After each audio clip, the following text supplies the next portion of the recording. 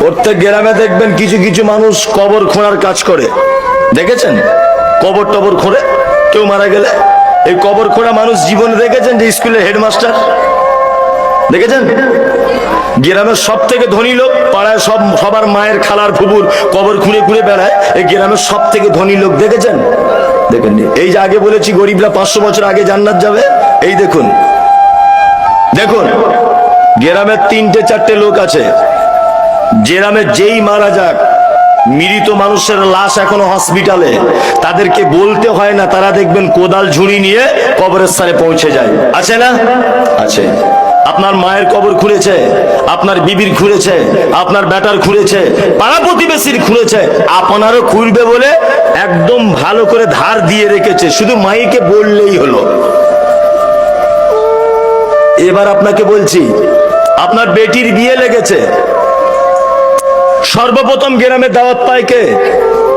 পঞ্চায়েত প্রধান, গ্রামের ধনী লোক, তাই না? এরা আগে আগে দাওয়াত পায়। আপনার বেটির বিয়েতে কোনোদিন ওই লোকটার কথা মনে পড়ে যে লোকটা আপনার স্ত্রীর কবর খুঁড়েছিল, আপনার বাপের কবর খুঁড়েছিল, আপনার বেটির কবর খুঁড়েছিল? ওই লোকটার কথা মনে পড়ে? পড়ে? পড়ে না। গ্রামের মোড়ল অসুখে পড়ে আছে, শুধু মদনা বাজারে যাচ্ছে, আপেল আঙ্গুর বেদানা কিনে এনে ওদের বাড়িতে দিচ্ছে, খাও, তুমি জনমের খাওয়া খাও। আর ওই কবর খুলনেওয়ালা গরিব মানুষটা আজকে 2 মাস যাবত দক্ষিণ পাড়াতে শয্যাশায়ী হয়ে আছে, অসুস্থ, ব্লাড ক্যান্সার ধরা পড়েছে, বেদানা আপেল আনার কেউ নেই, একটা মানুষও তাকে কেউ দেখতে যায় না। যাই আমি আপনি কেউ যাই? কেউ যাই না। আজকে থেকে বলে দিয়ে গেলাম, অসুস্থ মানুষকে দেখতে যাবেন, অবশ্যই দেখতে যাবেন।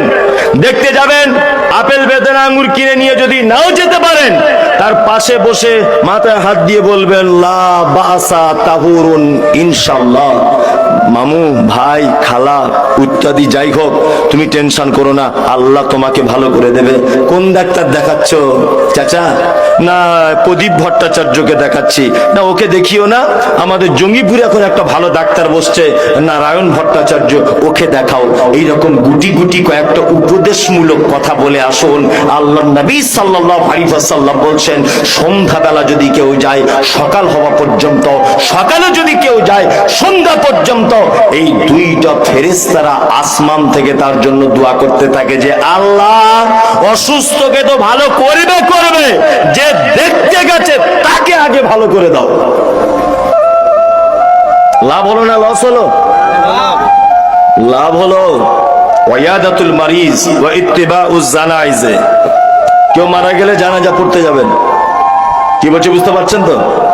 হ্যাঁ, তবে একটা কথা বলে দিচ্ছি মাঝখানে, জানাজা পড়বেন, জানাজার 2টো পার্ট, একটা হচ্ছে জানাজার সালাত আদায় করা, আর একটা হচ্ছে মাইয়াতকে মাটি দেওয়া, এই 2টো পার্ট, তাই তো? কেউ যদি শুধু জানাজার সালাত আদায় করে 1 কেরাত সমপরিমাণ নেকি পাবে। 1 কেরাত মানে ধরে নেন একটা উহুদ পাহাড়ের সমান। কেউ যদি মাটিটা দেয় 2 কেরাত, আর 1 কেরাত মানে টোটাল 2 কেরাত, 2টা উহুদ পাহাড়ের সমান নেকি পাবে। আর যদি কেউ তোমাকে দাওয়াত করে, তুমি তার দাওয়াতকে কবুল করো।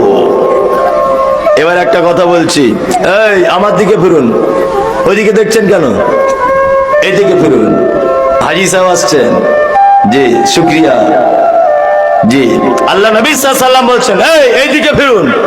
আল্লাহ নবী সাল্লাল্লাহু আলাইহি ওয়াসাল্লাম বলছেন, ইজাবাতুদ দাওয়াতে